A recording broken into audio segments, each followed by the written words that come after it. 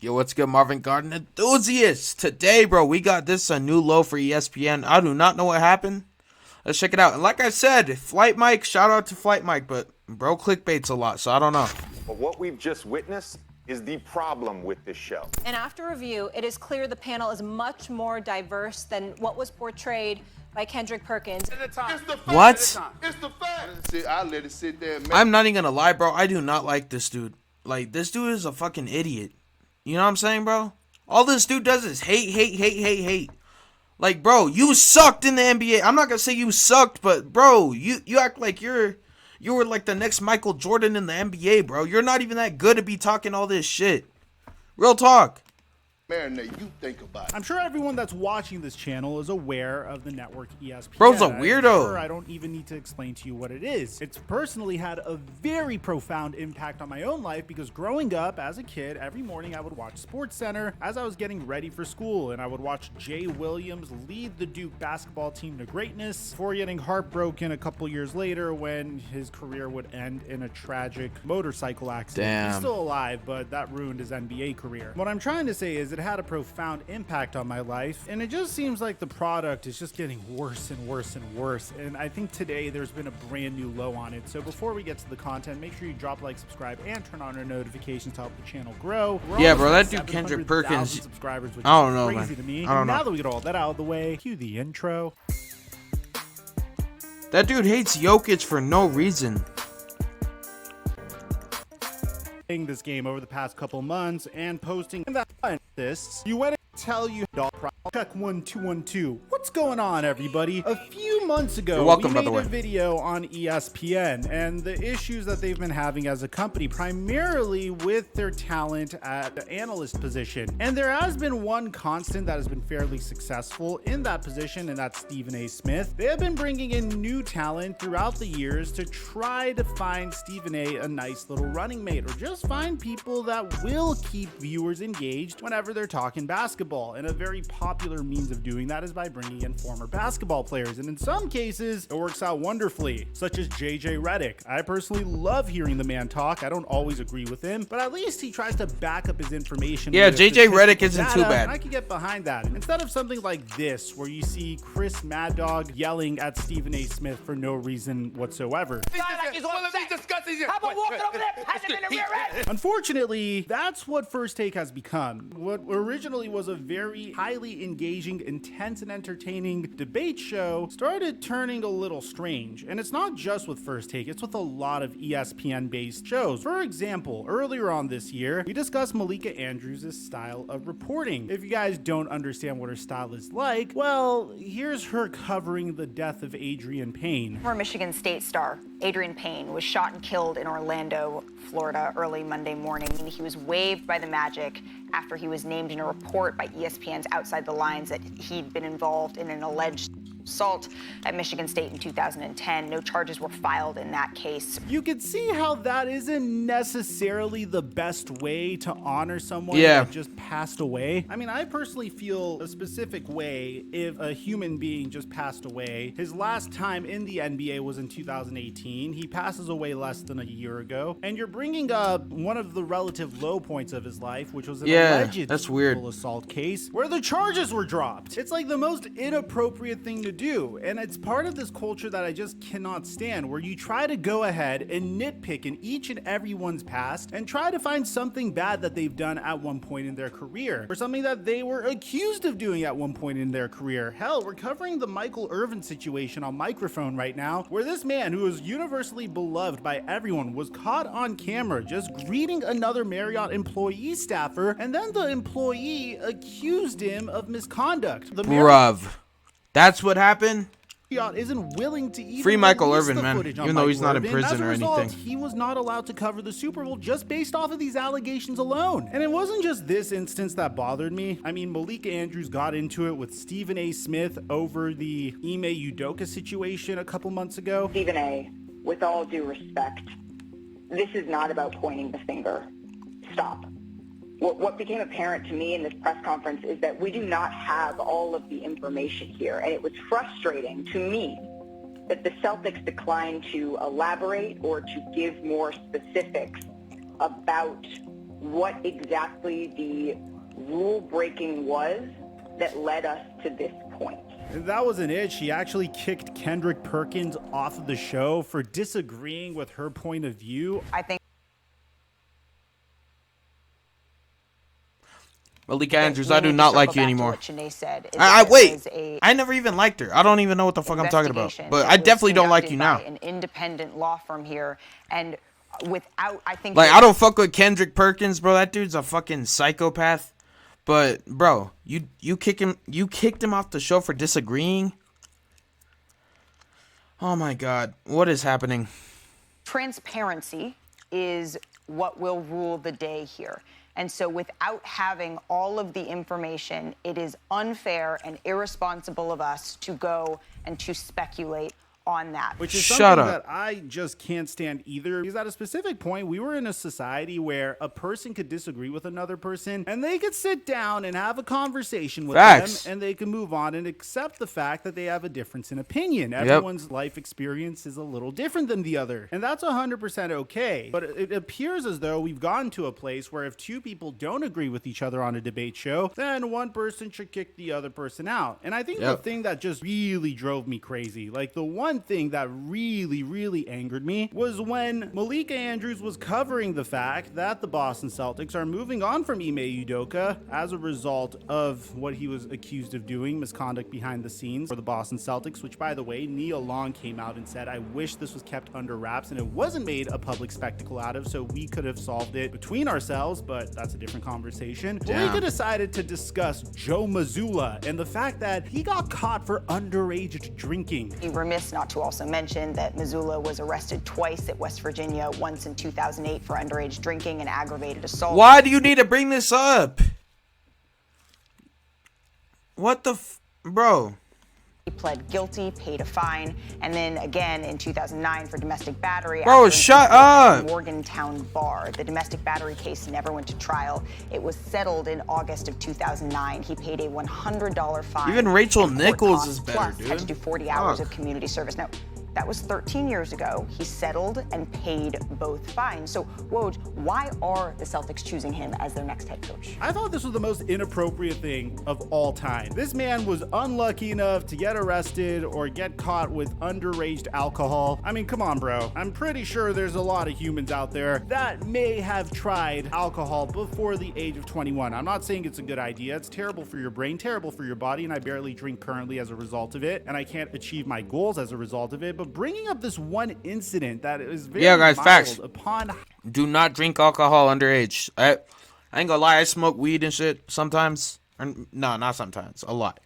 But yeah, bro, don't drink alcohol underage. Hiring Joe Mazzulla drove bad. me insane. It was part of this culture that just drives me absolutely crazy. If someone tries to peer pressure you, bro, tell them to shut the fuck up. Allowed to make mistakes. We preach this a lot on this channel, where sometimes you have the opportunity to make a mistake and learn from it. Sometimes the mistake is so grave and so horrible and so dangerous that you don't get the opportunity to learn from it. For example, Henry Ruggs, he needs to accept the fact that he has blood on his hands for the rest of his life. He lost millions and millions of dollars, and he could see some time in prison as a result of it. Or the woman that was driving Jalen Carter when she had a 0.2 something blood alcohol concentration. She lost her life. She never got the opportunity to learn from her mistakes. So I don't really like the witch hunt for the people that are currently making mistakes and trying to dig into their past to find a mistake that they've made in order to try to fire them, or in order to try to make the public aware that this human being ended up drinking alcohol at the age of 17. Yeah, bro, she doesn't even have to bring that shit up. You might up. be wondering why I'm bringing this up. Well, this is one of the most She's a weirdo. eye-rolling situations that I think I have ever seen. A few days ago, ESPN First Take began to discuss the MVP conversation, and it's a crazy one because Nikola Jokic might be this year's NBA MVP. It would be his third season. I don't get why y'all hate on him, bro. I do admit he needs to improve on defense, but that's it. We had a bad loss though to the Spurs. I don't even want to talk about it. Becoming NBA MVP. I understand the But logic bro, behind they put it behind race, man. What's wrong with this society? They say it's racist because Jokic is the 3-time MVP. Just because he's a different skin color. That's racist. Y'all are fighting racism with racism now? Really? Y'all are being racist to him. You're basically saying just because he's white, or I don't know where exactly Jokic is from, but yeah, bro, that's fucked up, man. Truly. Him winning MVP, and I understand the people that might be sick of this man winning MVP for the He's third just that straight good, season, bro. because voter exhaustion was a very real thing. It's a huge reason why Derrick Rose won his MVP over LeBron James in one of his most dominant seasons for the Miami Heat. And I could understand any argument for any other player, any other team. Jokic is averaging a triple-double, and the Denver Nuggets are the runaway #1 seed in the Western Conference once again. And that's the Even though we very lost to the basic Spurs, argument bro. behind Jokic's status as a potential NBA MVP. Of course, there are other contenders this year aside from Jokic, but I don't think anyone has as good of a resume as Jokic does. I mean, there's obviously Giannis Antetokounmpo, Jason Tatum's getting They there. just don't put up the same numbers. Luka Doncic is obviously there. And that's about Y'all it. show But me you can proof, make an 'cause argument I don't for a see lot it. of these players, but there's one argument that you can't make because Stat padding. collectively Bro, I do not like Kendrick Perkins, dude. drive everyone insane. And that's the argument that Kendrick Perkins made on First Take the other day. Take a look. When it comes down to guys winning MVP since 1990, only 3 guys that won the MVP that wasn't top 10 in scoring. Steve Nash, Jokic, and Dirk Nowitzki. What do those guys have in common? MVP since 1990. Only 3 guys that won the MVP that wasn't top 10 in scoring. Steve Nash, Jokic, and Dirk Nowitzki. What do those guys have in common? What is this dude talking about? Is this dude retarded?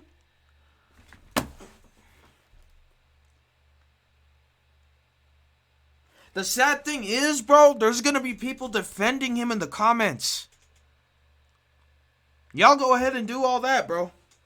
Go crazy in the comments. But I swear, bro, some of y'all in this world are just way too stupid, bro. I'm gonna be real with y'all.